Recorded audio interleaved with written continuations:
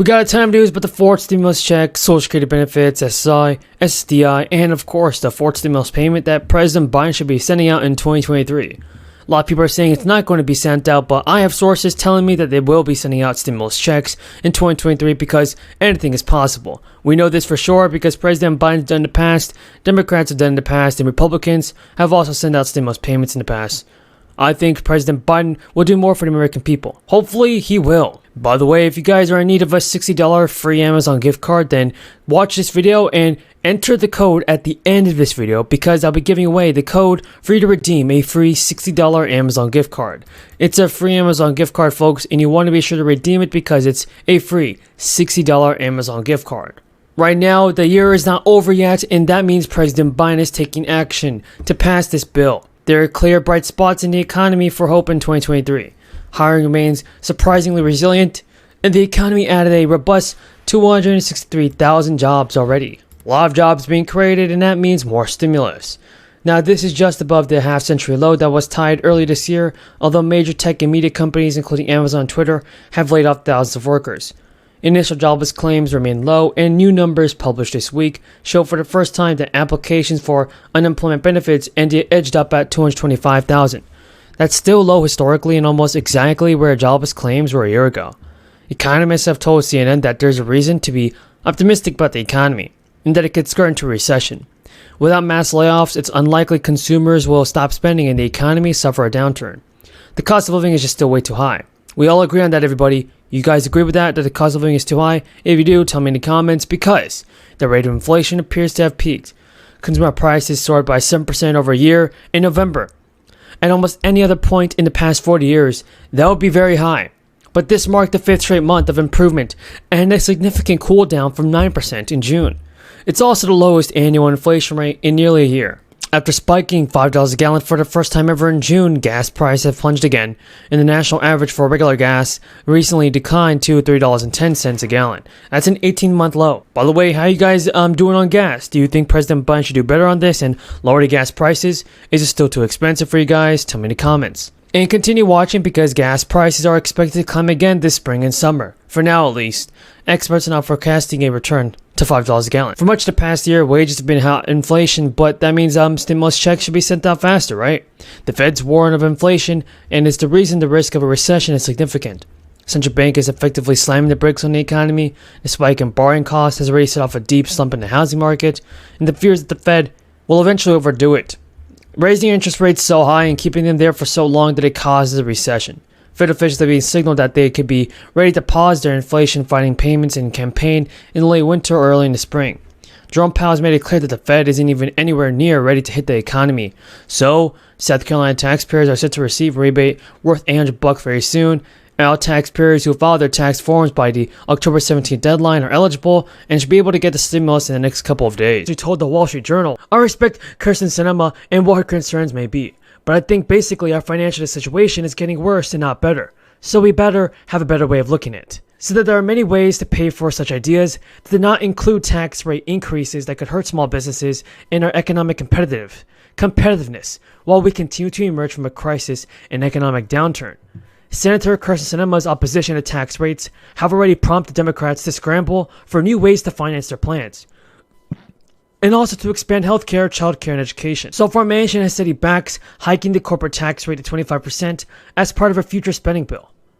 So what are your thoughts on this? Will John Manchin get it done? And the different changes, demands from both senators underscore the difficulty and tricky path ahead for Democrats trying to move forward with President Biden's spending bill. Manchin has already said that he would like to see changes made to the version of the bill that was passed in the House of Representatives. It's also important to remember, everybody, that lawmakers need all Senate Democrats to support another package to push it through the 50-50 chamber. And the good news, everybody, is that most lawmakers are optimistic about getting the massive spending bill passed this month. That includes President Biden, Nancy Pelosi, and Chuck Schumer. During a recent interview with Politico, the Commerce Secretary said that Joe Manchin is gettable on a revised Build Back Better package and in a key part of President Biden's domestic agenda. So far, everybody, Biden has announced that lawmakers will likely have to remove provisions of free community college to get the spending bill passed. And during a news conference, Biden said, "I think we can break the package up and get as much as we can done now." It's definitely important, everybody, that the Biden administration does pass more financial relief sooner than later. Biden said it was clear that there was support for the climate change provisions, like a production of tax credits for a range of industries. And Manchin supported early childhood education. Slowing down the bill might also get Manchin support, but it will likely anger the progressive lawmakers of the Democratic Party that is also needed for passage. One big thing, everybody, that Manchin has already announced is that he would like to see a work requirement for the expanded monthly child tax credit payments. But other Senate Democrats had rebuked the work requirement in recent months. Senate Democrats have rebuked a work requirement in recent months, arguing that it was also going to raise taking in the necessary steps to get their check mailed to them this summer, filing their 2021 state income tax return.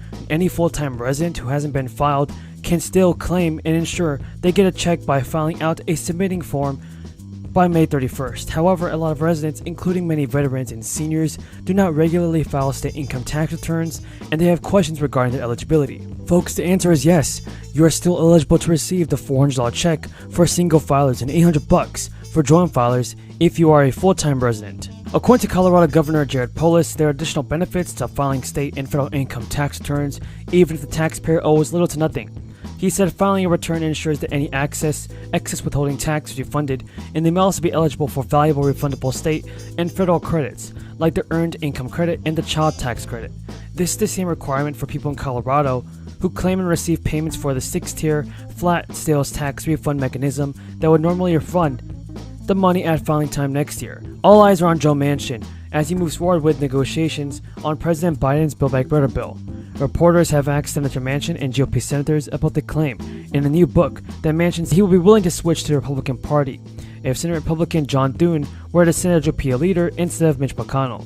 Manchin told reporters today that Republican colleagues frequently ask him about switching parties and that he never seriously considered leaving the party.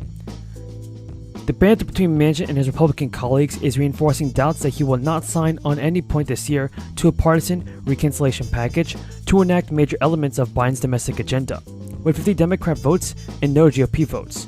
Democrats also have taken note that Manchin's opposition to various Democratic initiatives appears to be playing well back home. There's so much.